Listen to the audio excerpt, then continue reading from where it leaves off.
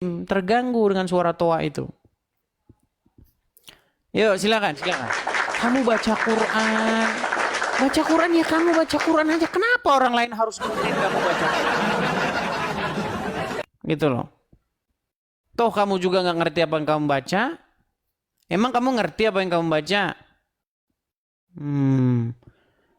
Coba kamu kalau baca Quran, kamu terjemahin pakai toa. Nah, kalau pakai kamu terjemahin kan, kamu boleh menggauli siapa-siapa yang kamu kehendaki.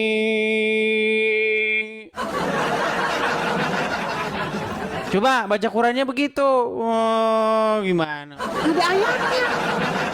Ada ayatnya, jangan salah. Disangkain saya menghujat, padahal ayatnya itu ada. Di dalam surat Al-Ahzab nomor 50 sampai 51. Baca di situ. Kamu boleh menggauli siapa-siapa yang kamu kehendaki.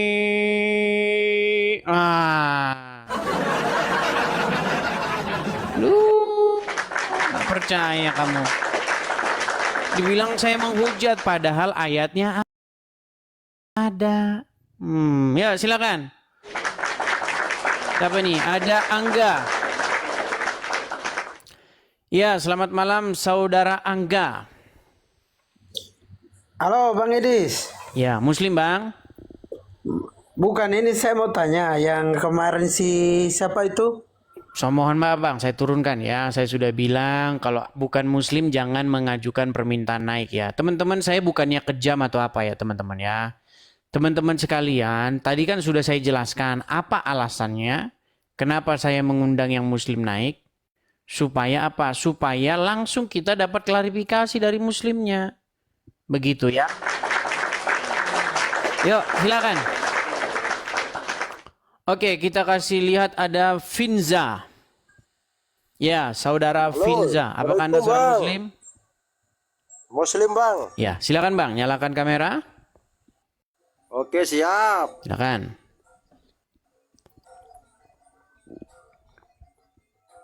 Ya Bang. Ya. Bang Finza, saya ini seorang Kristen Bang.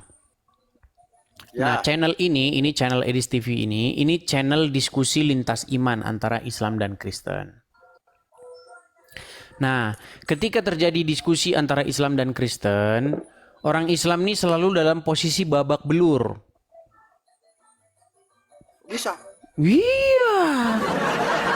Sekarang saya tanya, di rumah Anda ada nggak kitab Taurat dan kitab Injil? Tidak ada Bang. Tidak ada. Padahal disuruh nggak di dalam Al-Quran untuk mengimani kitab-kitab sebelumnya? Soalnya kalau umat Islam. Yang orang ditanya Muslim apa yang itu- dijawab apa kan ya itu. Bang, sebelum dijelasin, dijawab dulu. Benarkah Al-Quran memerintahkan kepada kaum muslimin untuk beriman kepada kitab-kitab sebelumnya, yaitu Taurat dan Injil? Benar atau salah? Benar Bang. Benar. Lalu kenapa kalian malah beriman kepada kitab-kitab yang sesudah Al-Quran? Contoh, kitab Tamasya ke Surga. Karya Syekh Ibnul Qayyim Al-Jauziyah, di mana disebutkan di situ memecah perawan terus. Perawan terus. Gimana itu?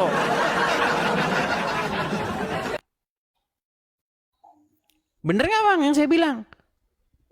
Di rumah umat muslim tidak ada Taurat, tidak ada Injil. Yang ada adalah kitab karangan Syekh.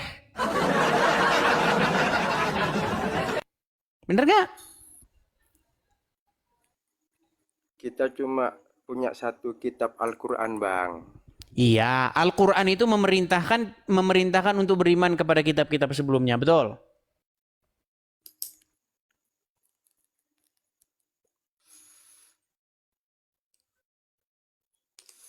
Macet. Kan sudah saya bilang teman-teman, ketika umat muslim kalian ajak diskusi bahasa agama Islam, hancur lebur Islam jadi debu. Iya. Hancur lebur. Loh, Enggak coba. lah, kok hancur lebur? Bang, loh ini Anda sudah hancur lebur loh.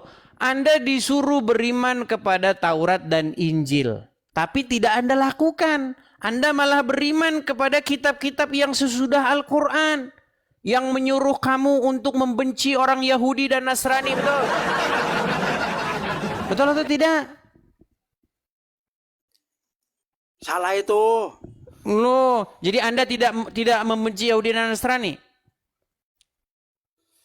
Apa yang harus Anda lakukan ketika berjumpa dengan Yahudi dan Nasrani menurut kitab-kitab hadis? Terus, Menurut kitab-kitab hadis, kitab-kitab yang dikarang-karang sesudah Al-Quran, jikalau kamu bertemu dengan orang Yahudi, orang Nasrani di jalan, maka desaklah mereka ke jalan yang sempit, persempitlah jalan mereka. Udah Anda lakukan itu? kenapa netizen saya? Makanya Bang, tadi saya sudah bilang, tolong yang muslim yang naik yang berilmu. Yang naik yang malah yang kayak begini. Inilah yang saya bilang teman-teman. Umat muslim itu tidak ngerti ajaran agama Islam, sudah saya bilang. Seandainya Anda ngerti ajaran agama Islam, besok pagi Anda sudah nggak sholat lagi. Itu kata Anda. Loh, Itu kan kata sekarang saya Anda. tanya, apakah Anda mengerti ajaran agama Islam? Ya mengerti lah, saya orang Islam. Kenapa Anda dari tadi saya tanya tidak tahu apa-apa tentang agama Islam? Ya, ini bang, ini dulu bang. Saya suruh turun ini. Kenapa ini suruh turun? Orang Anda kesini saja hanya pamer rokok, merokok. Anda tidak tahu bahwa rokok itu kencing setan. Mantap rokok bang. Iya, terserah mau Anda bilang mantap itu urusanmu. Anda tahu tidak, menurut ajaran agama Islam, rokok itu berasal dari kencing syaiton. Tahu? Tembakau bang, bukan kencing ini. Yaitu tembakau bukan? Tembakau. Iya, berasal dari kencing setan menurut ajaran agama Islam. Iya.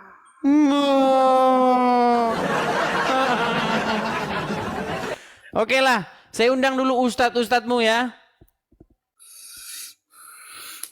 Oke siap. Oke, walaupun Anda begitu tapi Anda tidak menjalankan agama Islam. Itu lebih baik daripada Anda menjalankan agama Islam. Kalau Anda menjalankan agama Islam, Anda akan mendesak orang Yahudi dan orang Nasrani dimanapun mereka berada. Oke ya, kita turunkan dulu. Ya, itulah teman-teman ya. Memang begitu mau gimana? Itu adalah fakta. Ya, teman-teman ya. Ini ada 17.400 orang yang menonton di TikTok, teman-teman. Belum lagi yang menonton di YouTube ya, teman-teman ya. Artinya antusiasme penonton itu cukup tinggi sebenarnya ya. Tapi sayang sekali memang yang muslim-muslim memang mencari muslim yang mengerti agama Islam itu seperti mencari jarum dalam tumpukan jerami. Agak sedikit sulit gitu ya. Oke. Kita kasih naik ada sebentar ya. Ada sebentar. Kita kasih naik ada sebentar. It's me. It's me. Ini It's me ini kayaknya udah inbox-inboxnya terus ini. Ini salah satu orang yang beraninya nginbox terus, nginbox aja terus. Tiap hari nginbox terus It's me nih. Silakan nyalakan kamera. It's me Hinna. Ya, It's me, silakan nyalakan kamera. Apakah ini bukan It's me? Iya, ini It's me nih. Ini It's me yang tukang inbox saya nih. Silakan It's me nyalakan kamera. Baik mejo kata tanah. Baik kata tanah. Maaf bang saya Kristen nih mau. Oke, baik saya turunkan dulu. Teman-temannya berarti mungkin salah. Ada It's me juga, teman-teman. It's me inbox saya ya. Kamu kenapa tidak berani menaikkan saya? Ngantri ngantri bos, ngantri. Gimana? Iya tahu nggak teman-teman yang saya naikkan itu, yang namanya asli, foto profilnya jelas, itu pasti saya naikkan cepat saya naikkannya. Kalau namamu aja tukang goreng martabak, ya naiknya tahun depan. Ya, yuk silakan. Pakai nama yang asli lah, pakai akunmu yang asli gitu loh. Oke? Kita kasih naik ada sebentar ya. Aldeva. Oke, Aldeva. Ya, selamat malam saudara Aldeva. Selamat malam, Edis. Ya, Aldeva, apakah Anda seorang muslim, Bang? Asli muslim. Ya, silakan Bang. Ayo, nyalakan kamera. Kita diskusi dengan baik. Tunggu bentar, Bang ya. Saya kirimkan undangan dari sini ya Bang ya. Nah itu dia, sudah. Tinggal Anda terima saja.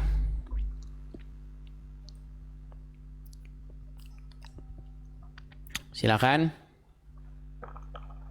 Boleh didampingi Ustadz Bang kalau gugup atau kalau tidak pede begitu boleh. Dampingi Ustadz.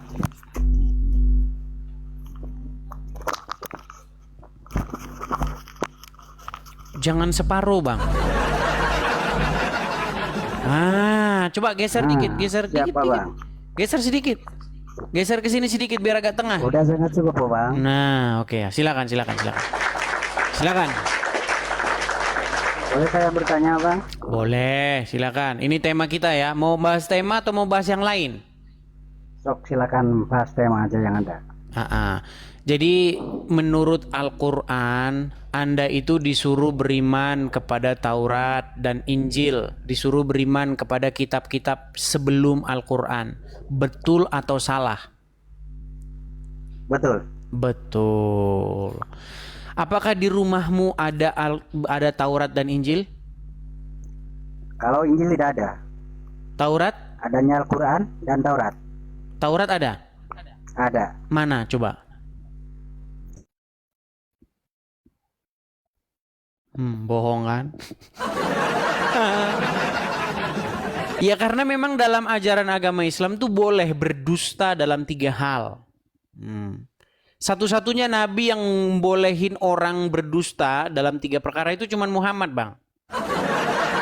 Tapi itu bukan kata Quran, kata hadis, begitu loh.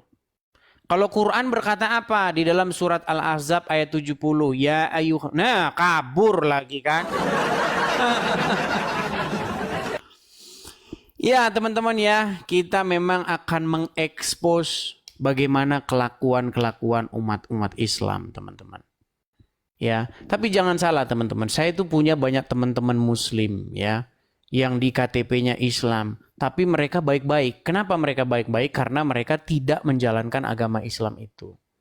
Seandainya mereka menjalankan agama Islam itu, teman-teman, waduh. Anda pernah ketemu dengan orang Islam yang sangat anti dengan non-muslim? Wow, kafir nih tangannya, nggak mau. Saya pernah saya dulu masih SMA. Saya punya teman SMA kan. Nah, kami jalan begitu. Nah, terus saya nggak terlalu memperhatikan ya yang terjadi pada waktu itu. Karena dia bilang waktu itu assalamualaikum gini-gini, saya kan agak sedikit nggak ngerti apa bahasa mereka. Nah setelah teman saya ini pergi, baru dia bilang, kamu dibilang tadi katanya kafir. Oh pantesan orang kafir. Pantesan si bapak itu tadi nggak mau nyalam saya. Beneran, itu kisah yang nyata itu, fakta itu. Pernah kejadian dengan saya. Saya jalan sama teman saya muslim. Nah, terus entah dia ngomong apa gitu, apa assalamualaikum apa-apa gitu. Mungkin mereka punya bahasa-bahasa isyarat tertentu kan. Nah, terus kenapa tadi dia nggak mau salam saya? Bapak itu bilang tadi kamu katanya kafir. Buset. Beneran itu. Itu beneran teman-teman. Karena kalau Anda menjadi seorang Islam yang sejati, Anda itu tidak boleh berteman dengan orang non-Muslim. Nggak boleh. Kalau Anda bertemu dengan orang Yahudi dan Nasrani, desak mereka ke jalan yang sempit, itulah ajaran agama Islam. Lu ketika saya bilang begini, dibilangnya saya menghujat. Memang itu fakta kok, gimana? Anda ini bagaimana sih? Makanya saya sudah pernah bilang teman-teman, mustahil Anda itu jadi seorang Muslim di detik yang sama tidak membenci Wahyudi dan Nasrani. Mustahil. Menjadi seorang Muslim artinya membuat Anda menjadi pembenci Wahyudi dan Nasrani. Ya silakan.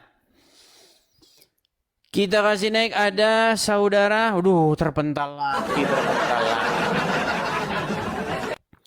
Oke, kita kasih naik, ada Ahmad. Oke, saudara Ahmad. Ya, saudara Ahmad. Makasih Ziger. Makasih Bang Ziger, Jiper. Ya, Ahmad. Selamat malam, saudara Ahmad. Apakah Anda ini seorang Muslim, Bang? Secara KTP ya, Bang. Waduh, ini gaswat ini. Kenapa Anda kok sudah bilang KTP? Kan agama warisan.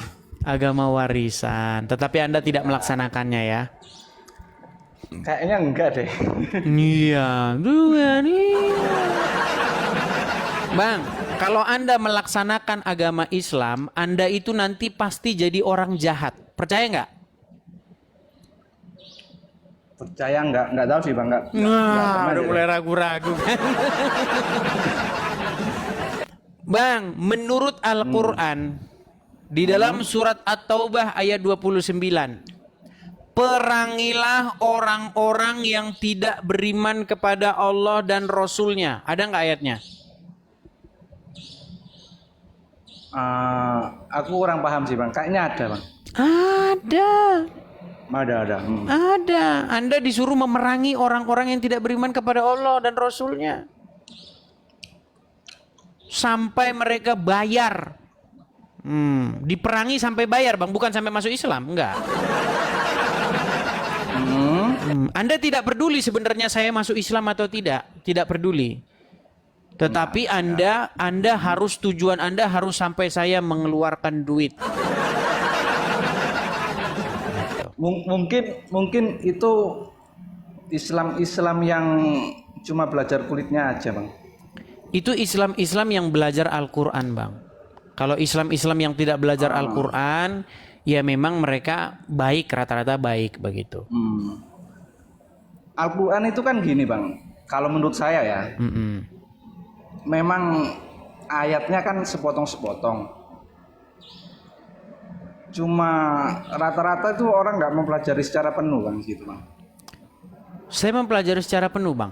Dan ini fakta ya, Bang ya. Ini fakta. Abang pernah nggak memperhatikan kasus-kasus yang terjadi di negara kita ini? Contoh misalnya kasus bom Bali, kasus bom katedral, kasus banyak bom gereja lah ya kan? Oke. Nah itu pelakunya, Bang, itu pelakunya sangat-sangat Islami. Ya, celana celana cingkrang, jenggot panjang, istrinya biasanya cadaran. Lebih dari satu paling istrinya, bukan hanya cadaran tapi lebih Biasanya dari satu. bukan cuma satu, ya banyak istrinya. Begitu. Itu kan Islam yang ikut budaya, Bang. Tapi menurut saya itu Islam yang sangat-sangat menjalankan agama Islam. Menurut saya sih enggak gitu. Seharusnya Islam itu ya kehidupan lah, bukan budaya Arab yang dibawa ke Indonesia, khususnya Indonesia ya. Kan celana cingkrang itu kan make sense kalau dipakai di Arab karena di sana daerahnya berpasir, jadi nggak boleh pakai celana terlalu panjang, takutnya kotor. Seperti itu. Loh, tapi Kalau kata menurut Muhammad, logika saya. Tapi kata Muhammad, celana yang matanya itu di bawah mata kaki itu tempatnya di neraka. Loh, Tapi Muhammad lupa celananya yang ke neraka. Lu iya, celananya yang ke neraka bukan orangnya. Nah, bentar ya, nih. Bentar ya. Nih, saya bacakan hadisnya ya. Nih. Hadis. Itu namanya masalah isbal itu ya. Sebentar saya ini kan ya. Boleh. Sebentar. Saya sebutkan hadisnya ya. Nih, saya balik kamera saya sebentar ya Bang ya. Celana di atas mata kaki tempatnya di neraka. Cuman memang karena yang nulis hadis ini memang juga sebenarnya ini ajaran ini asalnya itu diterjemahin pakai bahasa Arab. Jadi akhirnya kacau gitu loh. Nih, saya tunjukkan hadisnya. Celananya Bang yang ke neraka bukan orangnya. Oke, saya balik kamera saya sebentar. Kita hilangkan dulu efeknya ini. Oke. Kelihatan ya Bang ya? Ya. Nih, hukum celana di bawah mata kaki. Mata kaki itu baik kalau teman-teman yang nggak tahu itu loh, yang bendol kiri dan kanan itu. Yang kalau teman-teman punya kaki yang punya bendolan kanan kiri itu, nah itu mata kaki namanya. Banyak juga orang nggak tahu mata kaki. Nih ya. Nih. Perlu diketahui bahwasanya celana di atas mata kaki adalah sunnah dan ajaran Nabi Sallallahu Alaihi Wasallam. Nih hadisnya ini, ya dari Al-Ashid bin Sulam, ia berkata, nih perkataannya, nih ya perhatikan. Saya pernah mendengar bibi saya menceritakan dari pamannya yang berkata, ketika saya sedang berjalan di kota Al-Madinah, tiba-tiba seorang laki-laki di belakangku berkata, angkat kainmu, karena itu akan lebih bersih. Ternyata orang yang berbicara itu adalah Rasulullah Sallallahu Alaihi Wasallam. Aku berkata, sesungguhnya yang ku kenakan ini tak lebih hanyalah burdah yang bergaris-garis hitam dan putih. Beliau Sallallahu Alaihi Wasallam bersabda, apakah engkau tidak menjadikan aku sebagai teladan? Aku melihat aku melihat kain sarung beliau. Ternyata ujung bawahnya di pertengahan kedua betisnya. Cingkrang Bang. Tahu kan cingkrang? Kalau zaman kita SMP zaman dulu, saya nggak tahu Abang SMP tahun berapa ya. Kalau SMP zaman dulu kami, kalau celananya di atas dengkul itu kayak bencis. Makanya kami turunin ke bawah. Iya. Zaman kami SMP celananya harus diturun di bawah lutut. Kalau enggak diledekin. Nah, nih. Nah, terus ya, nih saya lihat ya. Nih, dan seterusnya. Ini hadisnya intinya ini ya, nih. Intinya adalah bahwa nih, saya bacakan hadis yang pendeknya saja ya. Sebentar ya. Sebentar.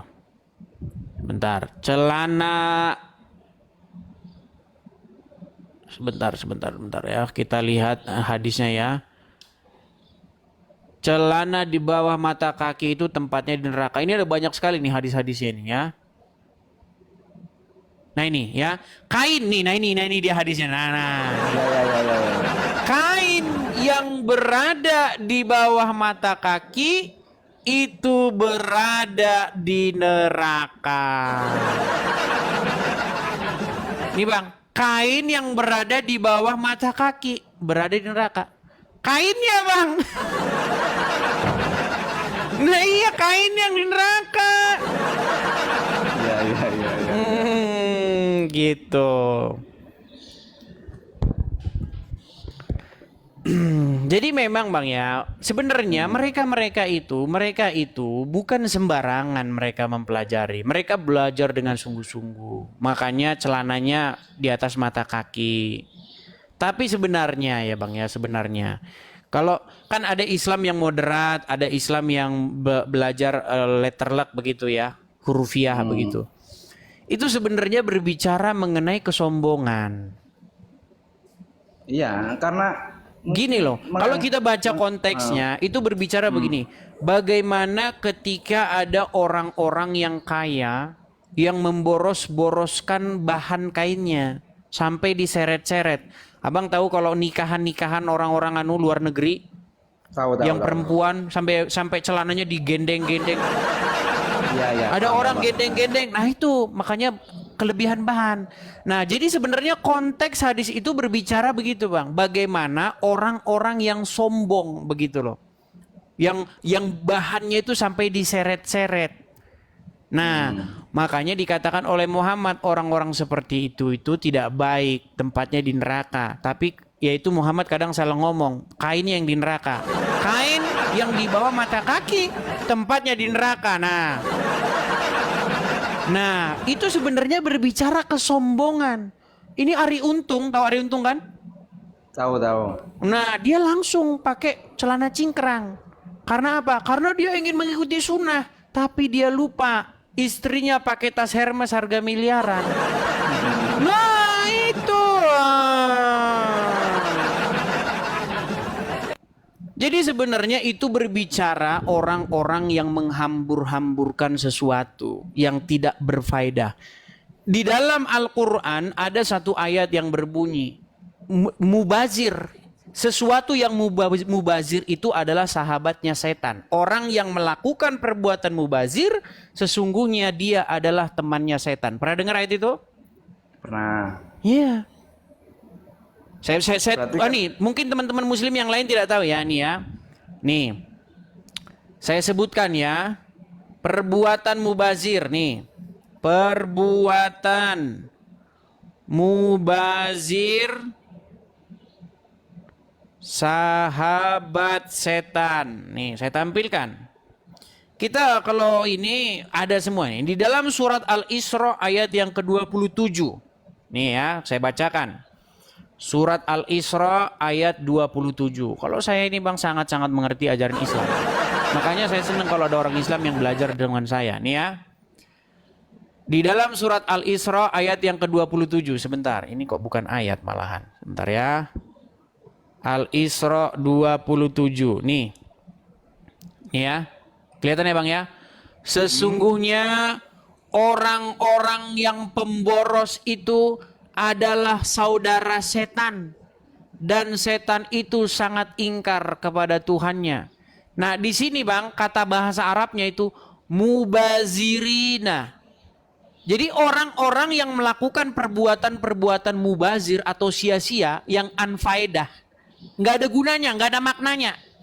Contoh misalnya ada kaleng, terus diajak ngomong, kaleng, kaleng. Nah itu kan perbuatan-perbuatan yang mubazir, yang nggak ada gunanya. Nah itu adalah sahabat syaiton menurut Al-Quran. Nah sebenarnya Bang, yang melakukan atau yang melanggar Al-Quran ini sekarang umat muslim. Mau nggak saya kasih tahu perbuatan mubazir yang sia-sia yang dilakukan umat muslim? Pergi ke Arab nyiumin batu. Loh, kalau itu sih saya setuju. Iya, karena begini, Umar bin Khattab pernah berkata kepada, nih, saya katakan, apa perkataan Umar bin Khattab kepada batu hitam? Nih, Umar bin Khattab Hajar Aswad, kita klik ya, Hajar Aswad. Nih ya, bagaimana dia berkata kepada Hajar Aswad. Nih, sebentar ya. Bentar, saya tambahin nih kosakatanya. Hanyalah batu, nih. Nih ya, bagaimana Umar bin Khattab berkata kepada batu ini. Nih, saya tampilkan ya. Apa kata Umar bin Khattab? Perhatikan. Nih. Suatu kali Umar bin Khattab itu pernah berdialog dengan batu Hajar Aswad. Nih, salah satu kisah ketegasan Umar yang sangat menarik adalah saat ia berbicara pada Hajar Aswad sekali waktu ia menyaksikan Rasulullah mencium Hajar Aswad. Nih, perhatikan. Apa kata Rasulullah nih? Ya, dikatakan begini, sungguh aku tahu kau ini hanya batu yang tidak bisa berbuat apa-apa. Andai saja Nabi tidak menciummu, aku pun tidak akan menciummu. Jadi menurut Umar bin Khattab itu hanya batu itu, nggak dapat manfaat, nggak bisa mendatangkan bahaya, nggak bisa mendapatkan barokah. Itu cuma batu doang. Nah Umar bin Khattab tahu. Seharusnya. Iya, Umar bin Khattab tahu itu perbuatan mubazir. Tapi tetap saja Umar bin Khattab melakukannya. Dan orang Muslim zaman sekarang berbondong-bondong pergi ke Arab melakukannya. Iya. Gini bang, kalau masalah ke Arab ya, haji, umroh atau segala macam itu saya lebih setuju dengan mending lah nggak usah haji atau umroh. Iya. Kalau saya pikir-pikir ya, ini menurut pikiran saya sendiri ya. Cobalah kumpul uang haji itu semua, nggak usah pakai berangkat tapi digunakan untuk sumbang orang yatim piatu, itu kayaknya lebih berguna deh. Iya, untuk modal usaha, untuk menghidupi keluarga, untuk bantu temen, kan begitu lebih bagus daripada ke Arab buat nyumin batu. Itu kan marketing Arab. Itu marketing Arab. Sebenarnya itu Arab itu nggak harus Islam sih, gitu loh. Iya. Kenapa para nabi turun di Arab? Kenapa itu alasannya? Ya karena di sana itu negara paling rusak, makanya diturunkan di daerah Timur Tengah sana. Nih, apa yang orang Arab lakukan nih Bang ya? Nih, ini Anda ini sudah apa agak-agak Islam yang agak sedikit nih, agak sedikit moderat nih ya. Nih. Ini beberapa langkah lagi Anda ini kayaknya nih. Sebentar. Sebentar ya Bang ya. Nih, saya kasih tunjuk bagaimana apa yang umat muslim lakukan nih. Ini kata orang, ini pengajar agama Islam nih Bang, namanya Abu Marlo. Perhatikan ya, nih. Terus saya nanya, Pak, kalau saya sholat di sini, pahalanya berapa? 1. Kenapa? Kan bukan bagian dari Masjidil Haram. Oh, oke, di sini. Itu saya berangkat tahun 2000 berapa gitu ya. Dah. Oh, jadi kalau saya di sini berapa? 10.000. Kalau di sini 1. Kenapa? Nggak bagian dari Masjidil Haram. Oke. 4 tahun berikutnya, saya pergi lagi Mas. Ternyata Masjidil Haram udah diperluas.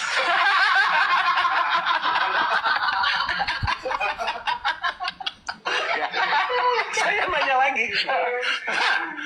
Kalau di sini berapa? 10.000. Kenapa? Kan ini bagian dari Masjidil Haram. Saya mundur lagi. Kalau di sini masih 1. Oh, jadi saya mulai ngerti yang menentukan pahala itu adalah pemerintahan Arab. Lu iya. Karena ada hadis yang mengatakan barang siapa yang sholat di Masjid Nabawi atau Masjidil Haram, apa Masjid Nabawi ya, itu sama seperti pahalanya sholat 1000 kali di masjid yang lain. Gimana orang muslim tidak? Gimana? Itu marketing itu. Iya jelas. Gimana orang muslim tidak berbondong-bondong ke sana? Itu bisnis yang sangat menggiurkan Bang. Bayangkan, satu kepala orang Indonesia yang berangkat ke Arab itu mendatangkan banyak fulus bagi orang Arab. Lu bayar visa sudah berapa duit? Pesawat darat itu bayar coy, bayar. Hotel, bayar lagi. Nggak cuma hotel, rumah makan juga. Wah, fulus semua itu. Gimana? Karena Arab itu sadar suatu saat minyak bumi mereka pasti habis, makanya mereka berbondong-bondong bikin pariwisata, hotel apa segala macam yang besar-besar supaya itulah mengatasnamakan Ka'bah lah yang dibilang sekarang ini. Ya, begitulah. Tapi begini Bang, kalau ketika saya membaca Al-Qur'an, nih, ini penting ya, makanya saya mengundang muslim-muslim sebenarnya yang ustadz-ustadz gini. Tidak pernah ada di dalam Al-Qur'an itu disuruh berhaji ke kota Mekah. Nggak pernah ada. Kalau ada disuruh berhaji ke kota Mekah, saya terjun dari Monas. Nggak ada. Kalau disuruh berhaji, iya. Laksanakanlah haji, ada ayatnya. Tapi kemana haji? Haji itu ke Baitullah. Baitullah itu ada di mana menurut Al-Quran? Di Baka. Baka. Sama orang Islam diedit jadi Mekah. Karena orang Islam tidak suka Baka, sukanya Mekah. Begitu. Nanti langsung dibilang, ya Baka itu ya Mekah itu. Ah, ini udah mulai ngarang bebas. Sejak kapan Baka jadi Mekah? Sejak kapan? Kalau gitu bukan Madiun, Badiun aja kalau gitu. Iya. Bukan Bandung, bukan Bandung, Bandung. Ah, gitu aja. Oh, itu tidak apa namanya, tidak ada salah satupun indikasi bahwa Baka itu adalah Mekah, nggak ada. Begitu, Bang. Iya sih, memang racun itu namanya mabuk agama itu, Bang. Kebanyakan orang yang maaf tapi ya, ini orang Indonesia memang akhirnya agak jongkok semua rata-rata. Jadi pemahaman agamanya itu gampang dibelokkan oleh oknum-oknum tertentu. Apalagi kayak apa ya? Kalau dibilang para habib itu keturunan apa segala macam, mereka lebih Wah, itu kayak bisnis macam lagi tuh. Oh, itu bisnis kenceng itu, bro. Bayangin. Mereka sampai sini bawa botol, ya, isinya rambut. Nggak tahu rambut siapa, bisa aja itu rambut istrinya. Dibilang katanya, ini rambut Nabi. Langsung umat muslim. Dipeluk rambut lagi. Nangis. Tapi jangan lupa, bayar dulu coy kalau mau meluk rambut Nabi. Nah, itulah. Sendal. Ini sandal Nabi ini sudah. Dari mana itu bisa tahu dari mana itu sendalnya Muhammad? Bagaimana ininya? Ujiannya bagaimana? Nah, itu makanya, Bang. Banyak sekarang Habib, dalam tanda kutip, Habib ngaku turunan Nabi. Ya kan? Air bekas cucian kakinya diminum sama anu. Udah lihat videonya? Belum sih, Bang. Mau kita kasih tunjuk nih. Ini ngeri nih, Bang, sadis nih ya. Saya tunjukkan bagaimana umat muslim memperlakukan keturunan Muhammad. Karena mereka mengatakan ini zuriat Nabi ini. Ini turunan Nabi. Barang siapa yang mencintai, pokoknya harus dibikin ini. Sebentar ya. Saya tunjukkan bagaimana umat muslim itu meminum air bekas cucian kaki. Sebentar. Kita kasih tunjuk nih bekas cucian kaki yang diminum. Waduh, mana ini bekas cucian kaki? Udah hilang ini kayaknya, teman-teman. Ya pokoknya adalah. Jadi bekas cucian kakinya diminum. Teman-teman nanti bisa cari sendiri. Ya kan? Bagaimana turunan Nabi itu orang yang sangat dimuliakan dan lain sebagainya begitu. Padahal ayat Quran berkata, "Makana Muhammadun aba ahadim mir rizalikum." Muhammad itu bukanlah bapak dari satu pun laki-laki di antara kalian. Iya.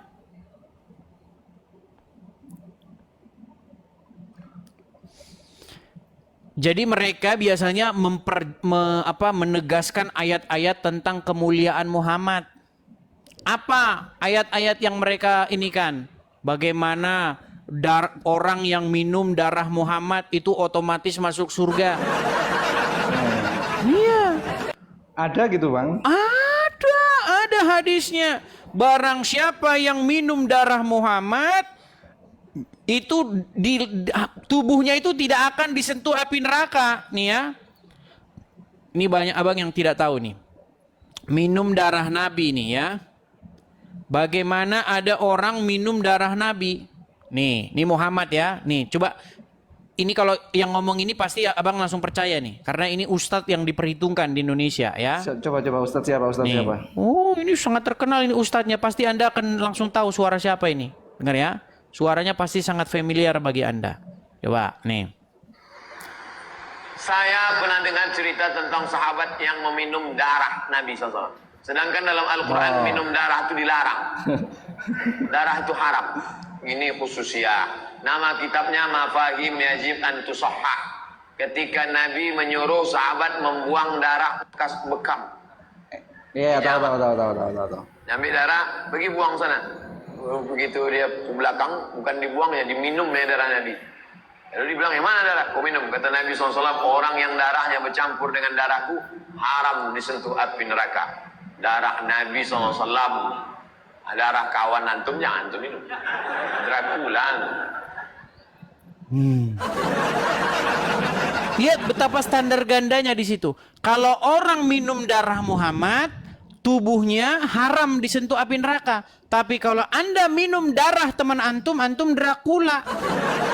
Loh, ini kan standar ganda sama. Muhammad manusia, teman antum manusia. Kalau Anda minum darah teman antum Dracula, kalau minum darah Muhammad bukan Dracula. Ini namanya standar Bang. ganda. Itu dongeng itu. Standar Dongeng ganda. Dongeng itu, Bang. Artinya apa? Sebenarnya saya tahu gini loh. Di dalam Al-Qur'an itu dilarang mengkonsumsi darah. Ada Ya, ayatnya. betul. Janganlah kamu memakan bangkai, darah hewan yang tidak disembelih dengan menyebut asma Allah. Betul? Nah, kemudian menurut hadis tadi ada orang minum darahnya Muhammad secara sengaja. Ketika darah Muhammad diminum, seolah-olah Muhammad tidak peduli dengan ayat Al-Quran. Dia malah mengatakan, orang yang darahnya bercampur dengan darahku haram disentuh api neraka. Hadis ini saya teliti, Bang, saya teliti. Saya sampai pada satu muara apa? Ternyata memang hadis itu digunakan oleh para dalam tanda kutip turunan Muhammad supaya apa? Supaya mereka bisa cerita kepada muslim-muslim yang unyu-unyu. Lihat nih. Ya, orang yang minum darahnya Nabi yang dikatakan haram mereka disentuh api neraka. Itulah kami, di dalam diri kami mengalir darah Nabi. Sebenarnya itu maksudnya, Bang. Supaya apa? Supaya keturunan-keturunan Muhammad ini dimuliakan. Gitu. Jadi sebenarnya, Bang, saya itu meneliti ajaran agama Islam itu sudah sangat mendalam. Sangat dalam sekali saya teliti ajaran agama Islam itu. Di dalam agama Islam itu. Nggak terlalu dalam masalah itu semua. Tapi logikaku ya pertanyaan itu. Al-Quran atau Injil atau segala macamnya itu turunnya bagaimana sih? Atau turun berbentuk kalimat seperti itu atau ucapan seorang rasul yang dicatat atau gimana sih? Nah, ini pertanyaan yang bagus. Jadi tidak ada kitab yang jatuh dari langit, Bang. Nggak ada. Namanya kitab tuh ditulis oleh manusia. Seperti bagaimana Injil yang kami pegang nih. Saya kan Kristen kan. Injil yang kami pegang ini berisi bagaimana orang menuliskan peristiwa-peristiwa atau pengajaran-pengajaran yang dilakukan oleh Yesus. Makanya diberitahu kepada pembacanya. Ya kan? Pada zaman ini Herodes menjadi raja di Yudea. Kemudian Pilatus menjadi wali negeri. Kemudian Kaisar Agustus pada waktu itu kaisar. Ya, disebutkan semua wilayahnya di sini, tempatnya di sini. Berarti itu ungkapan Yesus yang dicatat atau gimana? Iya, pengajaran-pengajaran yang dilakukan Yesus dicatat oleh para saksi mata, kemudian diberitakan dan sampailah kepada kita. Itu makanya. Nah, tetapi kalau kita membaca Al-Quran, banyak umat Islam percaya Quran itu jatuh dari langit katanya. Lu ada Quran yang orang Islam yang percaya bahwa Quran itu buku jatuh dari langit itu ada. Jangan dibilang saya mengada-ngada, saudara-saudara ya. Nih. Mungkin itu oknum, Bang, oknum Islam. Tapi banyak, Bang, jangan salah nih. Ya, ini diskusi saya dengan dia nih, namanya adalah Lina. Nih, perhatikan ya. Nih. Berarti Al-Quran itu jatuh dari langit? Iya, jatuh dari langit. Buset, bukan ditulis manusia. Bukan manusia yang menulisnya. Ya, bukan ditulis manusia, tidak. Tidak masuk akal manusia boleh tulis. Saya mau tanya, saya serius saya mau tanya. Jatuhnya ketimpa kepala siapa? Berarti Al-Quran itu jatuh dari langit. Banyak, Bang, yang mengimani itu. Bahkan teman-teman saya masa kecil itu juga mengimani hal yang sama. Quran jatuh dari langit. Begitu. Iya. Padahal semua buku-buku, naskah-naskah keagamaan itu pasti ditulis oleh manusia, begitu. Dan Al-Quran itu Al-Quran itu menurut Al-Quran sendiri, ya, kalau kita baca Al-Quran dari Al-Fatihah sampai Anas, Al-Quran itu menjadi satu buku anonimus yang tidak diketahui penulisnya siapa. Ya. Di dalam Al-Quran, kalau kita baca Al-Quran dari Al-Fatihah sampai Anas, tidak akan kita temukan siapa penulis Al-Quran. Dari ayat yang pertama Al-Fatihah, Bismillahirrahmanirrahim, Alhamdulillahirabbil alamin, Ar-Rahmanirrahim, Maliki Yaumiddin, dan seterusnya sampai walad dolin. Gak ada. Kalau diartikan dengan menyebut nama Allah yang Maha Pengasih lagi Maha Penyayang, segala puji bagi Allah Tuhan semesta alam, dan seterusnya dan seterusnya. Siapa penulisnya? Ini kan seperti sebuah syair, seperti sebuah doa dari seseorang yang tidak diketahui. Iya, memang suatu saat itu akan terbongkar, Bang. Terbongkarnya dalam Al-Quran sendiri itu ada suatu hadis, kalau nggak salah itu apa hadisnya ya. Jadi Islam di akhir zaman, bahasanya di akhir zaman, iya, akan ditinggalkan. Bukan ditinggalkan, akan menjadi asing. 70 golongan atau berapa gitu. Iya, Tapi yang ada. benar cuma satu. Iya. Jadi yang harus paham. Tahu nggak siapa itu satu ya, golongan itu, Bang? Yang semua mengaku benar sih, repotnya gitu. Tapi tahu nggak siapa satu Susah. golongan itu?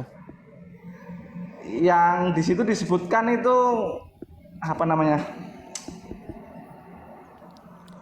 Lupa Bang aku, Bang. Yang Ada golongannya satu pokoknya. golongan itu adalah yang murtad. Ini bahasa murtad ini apa ngambil dari Arab juga jadi? Bro, Repot Bang, jadinya. kan disebutkan bahwa Islam akan terpecah menjadi 73 golongan. Hanya satu saja yang masuk surga, yang lainnya masuk neraka, betul? Nah, siapakah satu golongan itu? Menurut saya, satu golongan itu adalah orang yang meninggalkan agama Islam. Ya, bercanda. Konteksnya Islam di sini yang Abang maksudkan tentang pemahaman kan? Ya, artinya begini, Bang. Sebenarnya Al-Quran itu memerintahkan supaya beriman kepada kitab-kitab yang sebelumnya. Kepada Al-Quran, kepada Taurat dan Injil. Karena di dalamnya terdapat petunjuk dan cahaya. Ya. Iya.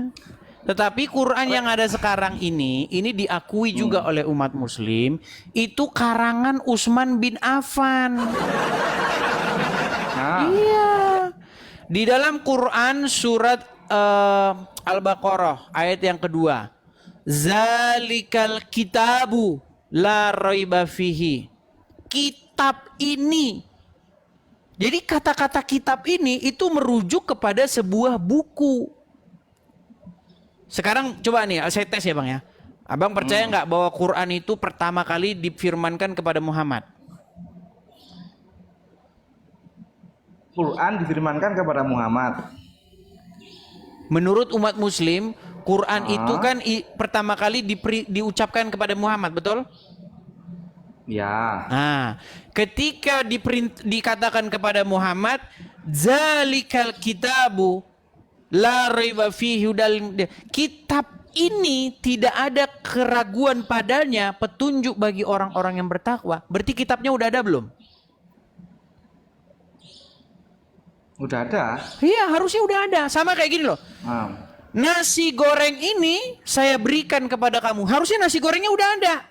Nggak mungkin nasi gorengnya adanya waktu yang udah mati. Orang yang saya bicara udah mati, nggak mungkin. Misal saya ngomong sama abang nih. Saya ngomong sama Anda, saya bilang gini, Bang, nasi goreng ini adalah nasi goreng yang paling enak. Mungkin nggak nasi gorengnya adanya besok setelah abang sudah meninggal? Kan nggak mungkin. Ya, nah, mungkin. di dalam surat Al-Baqarah itu, kitab ini tidak ada keraguan. Pasti itu diucapkan di zaman Muhammad. Kitabnya harusnya udah ada, tapi menurut agama Islam, kitabnya adanya sesudah Muhammad meninggal. Iya, karena memang semua akan diperdebatkan setelah pemimpinnya nggak ada, Bang. Iya, makanya sekarang ini,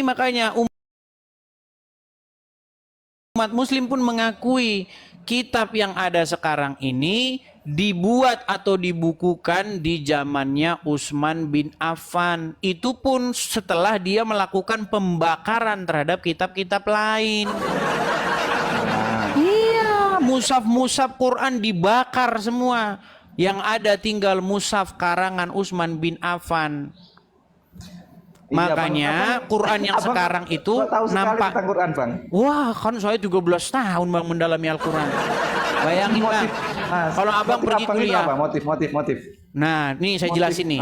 Motif. Dulu itu panjang ceritanya ya. Dulu kan waktu saya kecil itu kan teman-teman saya kan muslim semua. Ya Ya. kan? Kalau bahkan kami di SD itu ngaji, kami SD ngaji. Ngaji kami dulu SD. Termasuk abang? Iya ngaji, main ke pondok pesantren, main sama ustadz. Karena teman-teman kan muslim semua. Ya. Dulu waktu saya kecil itu kan main sama teman saya ke biasanya kan kalau main kan nunggu dia pulang dari sholat tuh, pulang dari dia ngaji. Nah akhirnya kan saya ikutan ngaji.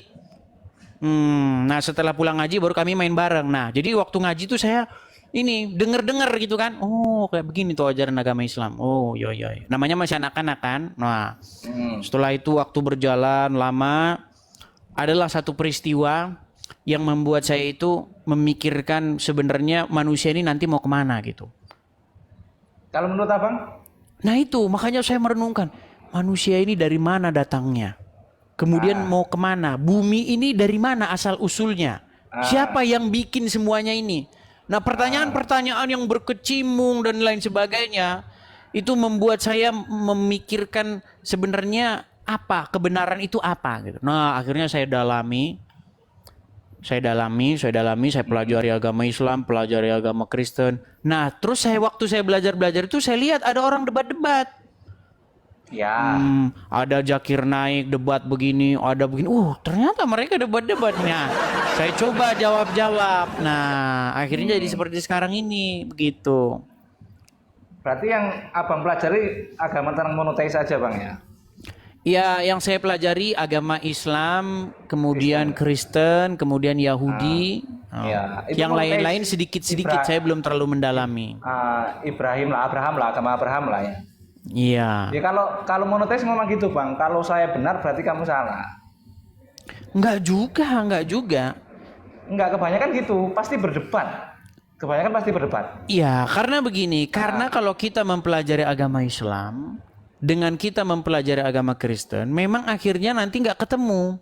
Karena bertentangan. Banyak contoh-contoh yang bertentangan dalam ajaran Islam dan Kristen. Banyak hal. Misalnya apa? Misalnya apa yang paling Anda mau pahami? Saya takutnya nanti kalau saya bahas Anda pun nggak paham. Soal apa? Makanan babi haram. Soal surga misalnya atau soal makanan. Neraka. Gimana? Surga neraka atau Iya, soal surga makanan? neraka. Coba. Surga neraka. Coba. Di dalam Quran ada nggak surga? Ada. Ya, terjemahannya. Tapi itu salah terjemahan itu. Salah persepsi menurut saya, bukan salah penerjemahan. Iya, jadi Salah persepsi otak sebenarnya gini Bang. manusianya. Kata surga, swarga itu sebenarnya milik agama Hindu. Benar. Iya. Jadi di dalam agama Hindu ada tingkat. Ada swarga, ada nirvana. Kemudian ada yang paling tinggi itu namanya moksa. Itu yang paling tinggi. Ya, yang menyatu dengan alam itu Iya, namanya moksa. yang menyatu dengan sang pencipta itu moksa Ya, namanya. Moksa. Nah, di bawahnya moksa itu ada nirvana, ada swarga. Nah, kosakata bahasa Hindu ini dicolong oleh Kristen dan Yahudi Indonesia. Kristen dan Islam Indonesia. Nah, akhirnya kata surga ini kita pakai di terjemahan kita, terjemahan Bible bahasa Indonesia dan terjemahan Quran bahasa Indonesia. Padahal di dalam Quran itu Allah itu akan menghadiahkan jannah. Ya, Jannah itu kebun, Bang. sih. Jannah itu kebun. Oh, surga dari mana? Kebun. Iya, Bang. Jannah dalam bahasa Arab itu surga. Kalau di Indonesia itu nggak ada jannah. Bukan Kalau surga. Jannah itu bahasa Indonesianya itu kebun. Oh, nggak percaya. Aman. Ini yang paling inti Bang, pertanyaan dari saya Bang, paling inti. Menurut Anda itu Tuhan itu sosok atau bukan? Ya sosok lah, pribadi lah. Tetapi dia itu juga punya yang namanya spirit atau ruah atau roh. Nah, rohnya Tuhan. Jadi Tuhan itu pengen, kalau ini dalam ajaran agama Kristen Bang ya, Tuhan itu pengen supaya manusia itu dipenuhi dengan rohnya, roh yang daripada dia. Ya. Jadi ketika rohnya Tuhan itu hinggap atau tinggal di hati seseorang, maka seseorang itu akan mirip dengan Tuhan itu. Makanya manusia kalau di dalam Bible, kalau abang baca Quran maupun baca Bible, itu sebenarnya ketika Tuhan menciptakan manusia, Tuhan itu meniupkan roh, meniupkan nafas hidup. Makanya manusia itu sebenarnya sejatinya manusia itu gambar daripada dia, citranya. Tahu kan citra? Berarti manusia itu bagian dari Tuhan atau bukan? Manusia itu sebenarnya citranya Tuhan, aslinya. Makanya manusia itu pengejawantahan daripada Tuhan di muka bumi supaya manusia itu menempati dan memelihara bumi ini. Nah, tapi gagal manusia itu. Manusia itu gagal jadi gambarnya Tuhan. Yang tadinya dia itu jadi pemelihara bumi, ya kan? Citranya Tuhan di muka bumi, mengasihi sesama manusia, merawat bumi. Yang ada sebaliknya. Yang ada manusia itu malah jadi gambarnya setan, ngerusak alam, ya kan, membunuhi sesamanya manusia. Nah, itu makanya jatuh manusia itu dalam dosa, gagal Adam yang pertama itu. Makanya anak keturunannya juga jadi seperti bapaknya, seperti Adam. Ya kan, anaknya membunuh sesamanya manusia dan lain sebagainya, perang sana sini, nuklir sana sini. Ya kan, sikit-sikit penggal lehernya. Kan itu. Ya kan? Nah, makanya Yesus datang. Yesus tuh kalau di dalam Bible, Bang, Yesus tuh Adam yang kedua. Kalau dalam Bible? Di dalam Bible Yesus tuh Adam yang kedua. Makanya dia itu nggak lahir dari hubungan seksual, dari ini, enggak. Dia Adam yang kedua. Makanya Adam yang pertama itu gagal. Dia jatuh ke dalam dosa. Nah, kemudian ada Adam yang kedua yaitu Yesus. Dia berhasil. Dikatakan dalam Bible itu dia taat sampai mati.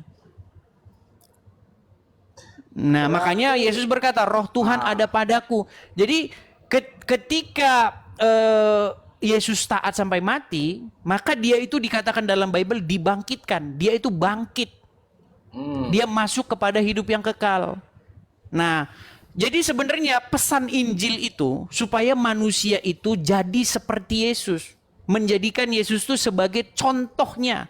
Contoh yang harus ditiru. Biar kita itu masuk kepada hidup yang kekal juga besok. Oke.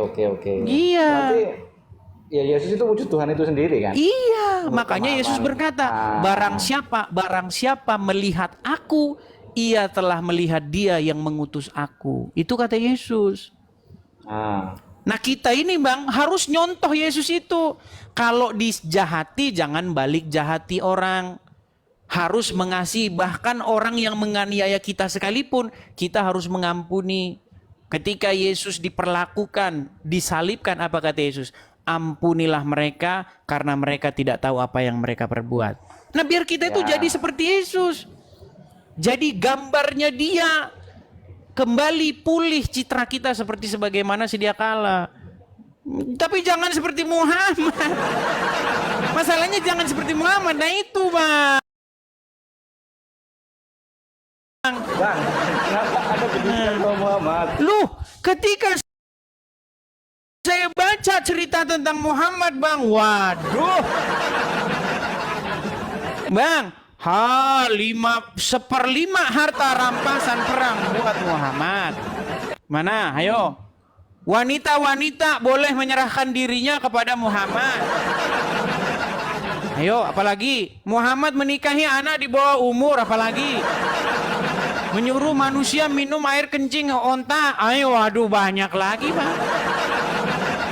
Bang, saya nggak meledek lu, enggak. Ini yang saya bilang nih fakta gitu loh. Muhammad tuh tidak layak, tidak pantas jadi suri tauladan.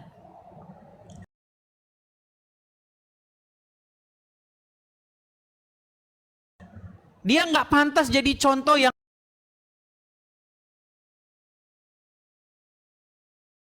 harus kita mirip seperti dia. Yang harus pantas kita mirip seperti dia itu adalah Yesus, Tuhan Yesus. Gitu loh Bang. Itu pesan saya kepada teman-teman Muslim. Ya, saran saya itu cerdaskanlah Bang kehidupan bangsa ini, Bang. Nah, ya Kak, ya masalahnya gimana Bang ya? Tapi Toa yang aja Abang bawa ini digede-gedein, gimana mau cerdas? Yang Abang bawa ini masalahnya perbedaan jadi. Loh, tapi kan memang benar. Kalau Anda mirip seperti Muhammad, Anda akan cium-ciumin batu ke Arab. Karena Muhammad kan yang nyium-nyiumin itu. Betul nggak? Akhirnya umat muslim berbondong-bondong nyiumin batu. Betul nggak?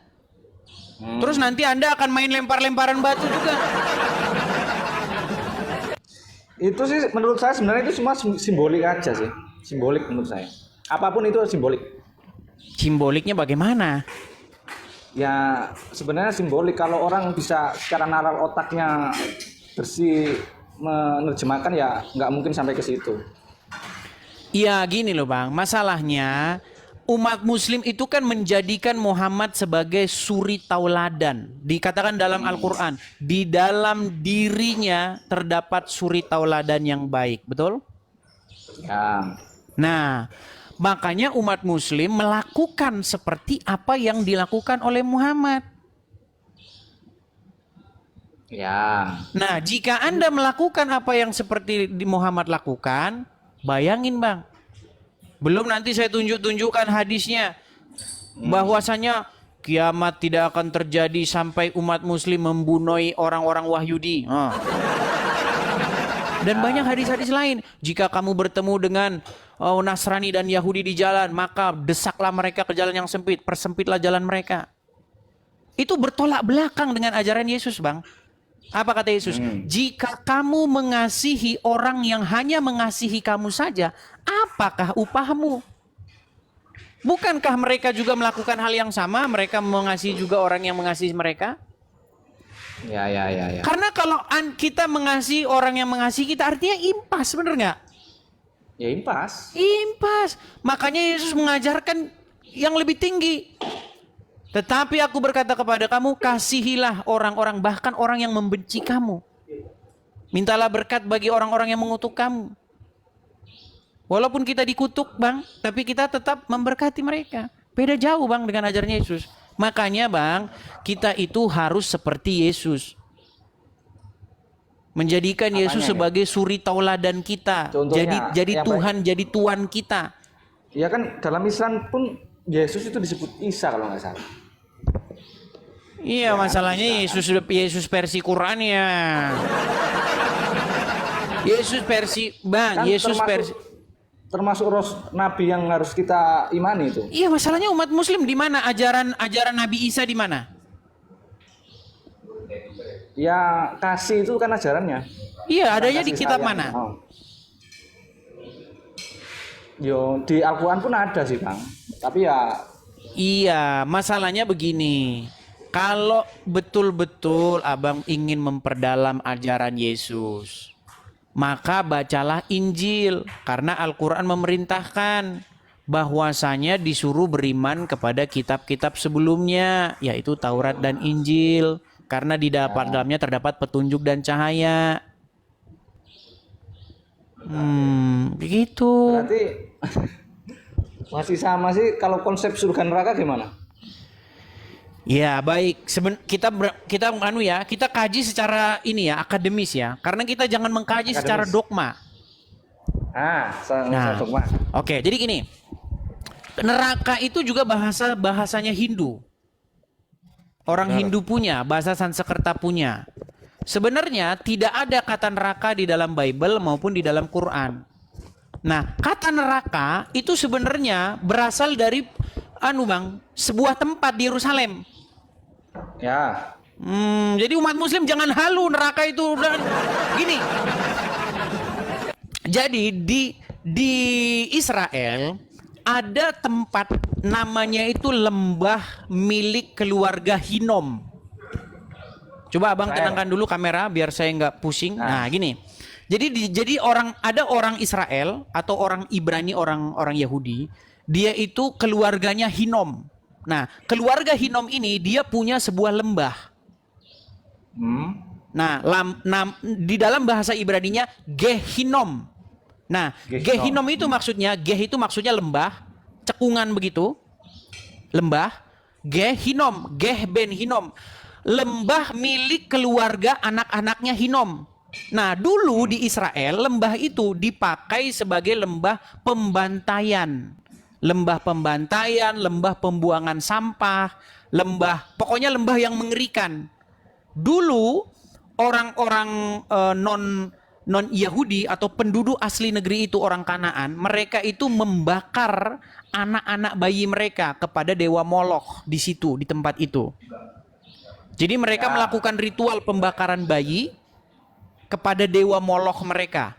Nah, oleh orang Israel, ketika Israel datang menduduki bangsa itu, menjadikannya tanah mereka, tempat ibadah mereka, tempat ritual penyembahan Molokh itu dinajiskan oleh Israel sebagai tempat pembuangan sampah.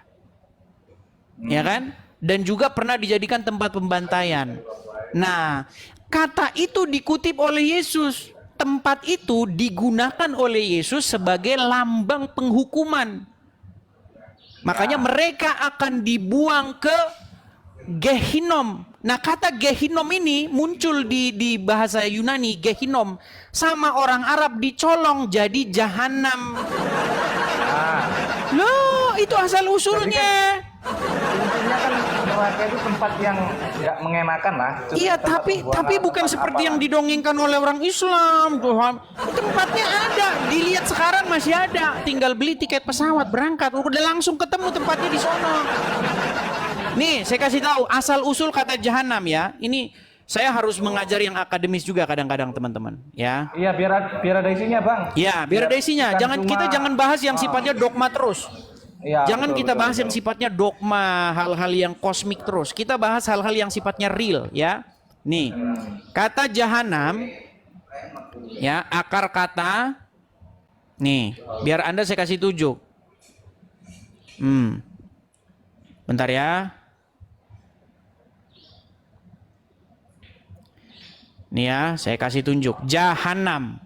Ini sebenarnya asal usul kata jahanam itu dari perjanjian baru, dari kutipan Yesus Gehinom. Nih, perhatikan kata jahanam. Nih ya, jahanam. Perhatikan, kita bahas ya. Jahanam bahasa Arab nih. Ini udah pernah saya bahas juga, Bang. Orang Arab kadang-kadang salah tulis.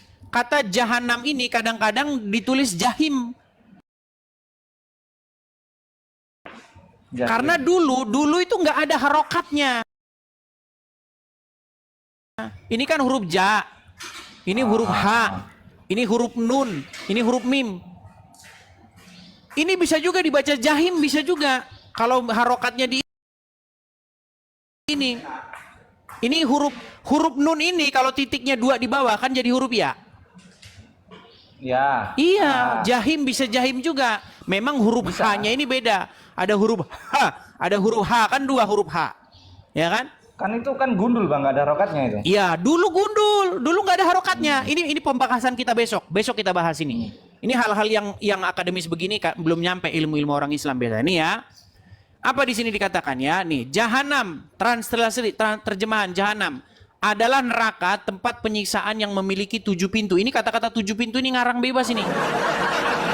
7 pintu dan setiap pintu tingkat dan seterusnya nih. Nih, etimologi, perhatikan.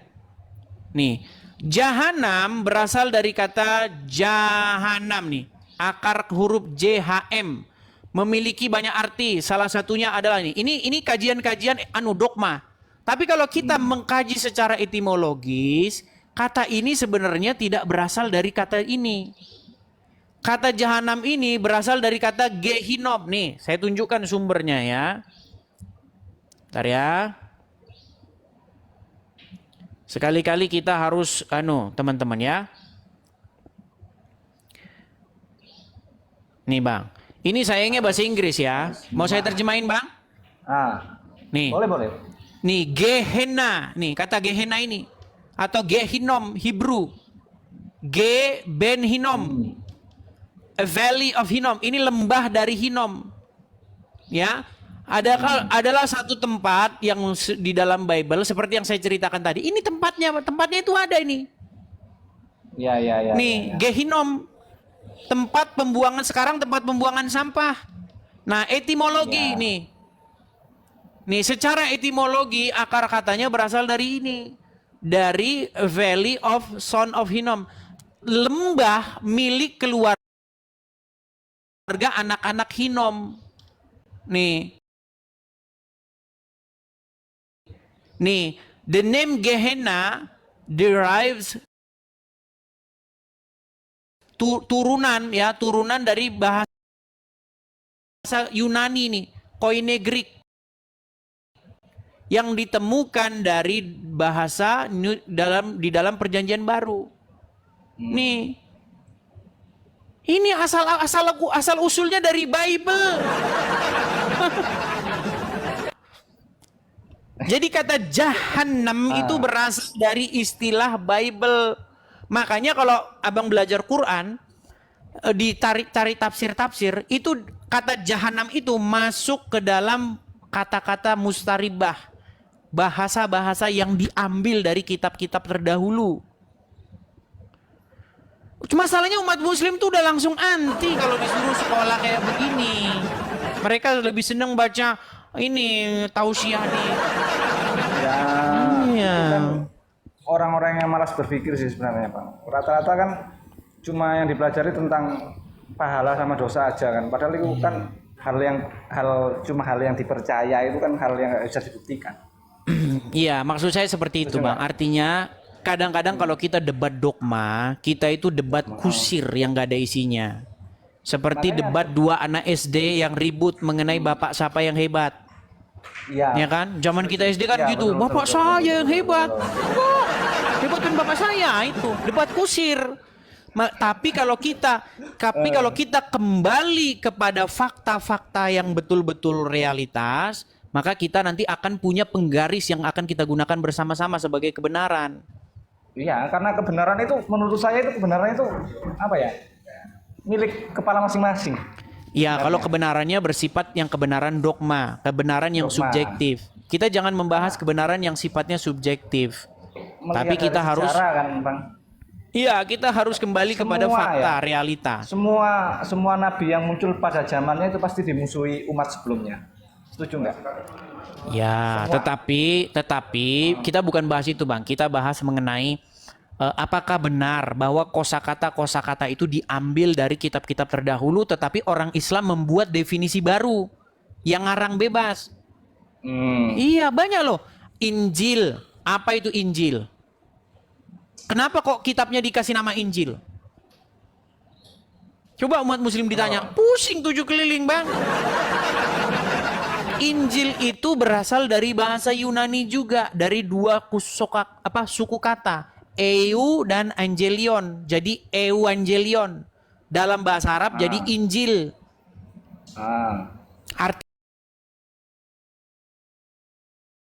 Artinya berita gembira. Apa berita gembira? Berita gembira bahwa Masiah itu jadi Al-Masih. Cuman orang Islam kan malas belajar gitu. Ketika umat muslim mereka mengembalikan pengertian-pengertian itu sesuai dengan dari mana kosakata itu berasal, maka diskusi kita sebenarnya tinggal satu langkah lagi. Kan muslim kan bikin definisi sendiri. Israel apa artinya mengusap? Mengusap dari Hong Kong. Al-Masih. Apa arti Al-Masih? Mengusap. Lu pikir tukang pijit tapi tukang ngurut tuh gimana? Hamasiah tuh. Istilah-istilah itu banyak, Bang. Terus istilah mana, wasalwa. Ada kan dalam Quran? Apa mana itu? Itu juga istilah-istilah yang diambil dari kitab-kitab terdahulu. Cuman umat muslim langsung alergi. Dengar Injil dengan Taurat. Ih, kafir. Kafir. Gimana? Nggak tahu kafir itu apa sebenarnya, Bang? Kafir itu apa sih sebenarnya? Ya, itu juga ada kajian khusus nanti, Bang. Tapi kapan-kapan lah. Makanya saya itu sebenarnya sangat merindukan ada seorang akademisi muslim yang naik ke sini. Tapi sayang, takut nanti kalau mereka bicara nanti dipersekusi itu. Saya tahu. Iya, betul. Iya. Betul. Setuju. Ada sebenarnya Bang, ada. Ada. Umat ada. Muslim yang mereka mendalami agama Islam, terus sudah nggak percaya lagi sama Islam, banyak jumlahnya. Bukan Tahun masalah 2000. percaya saya, tapi nanti langsung dianggap murtad Bang. Ya, 2014, 2015 saya itu punya teman-teman dari mahasiswa UIN atau IAIN gitulah pokoknya ya. Ya, dari IAIN apa Universitas Islam gitu. Saya ngobrol-ngobrol dengan mereka. Ya memang rata-rata mereka begitu, udah nggak percaya lagi dengan agama Islam. Iya. Kata-kata Abang itu sebenarnya ya memang menyinggung kata orang-orang umat ini nih yang di bawah. Ya makanya saya ajak berargumen kan, saya undang mereka untuk datang berargumen, tapi mereka Ya hasilnya cuma engkel-engkelan aja Bang. Satu ngeyel. iya, kalau yang Nggak- awam nggak- ya nggak ada titik ngeyel-ngeyelan, kalau orang awam. Nggak ada titik tengah. Tapi kalau orang belajar pasti enggak lah. Enggak. Tapi orang yang belajar pasti langsung dianggap itu murtad sih. Iya. Oke, gitu aja Bang ya. Iya Bang. Oke, terima Oke, kasih oke. Bang. Terima kasih. Bang apa ini namanya? Hafiz ya? Ahmad. Ahmad. Oke, Ini Edis ini Bang Edis. Oke, Bang Edis. Oke. Terima kasih Bang Ahmad. Selamat malam. Ya. Sampai ketemu kembali ya. Selamat malam. Yuk. Malam. Ya, itulah teman-teman ya. Seperti itu teman-teman. Memang kita kadang-kadang kalau ngobrol harus sesuai dengan kapasitasnya ya. Kita mau bahas yang hal-hal yang sifatnya akademis, kalau lawan bicara kita biasa dogma ya kita nggak nyambung. Gitu teman-teman. Teman-teman ini sudah berapa jam teman-teman kita siaran? Apa kita rehat dulu? Karena ngantuk juga. Rehat dulu ya teman-teman ya. Oh ya sekali lagi teman-teman. Saya infokan teman-teman ya kepada teman-teman penonton untuk mengikuti channel asli Edis TV ya teman-teman ya. Karena banyak teman-teman di luaran sana akun-akun yang bukan akun saya tetapi meniru-niru akun saya itu banyak. Nah makanya teman-teman saya kasih tahu mana akun saya yang asli. Nah teman-teman saya beritahu ya, ini akun saya yang asli.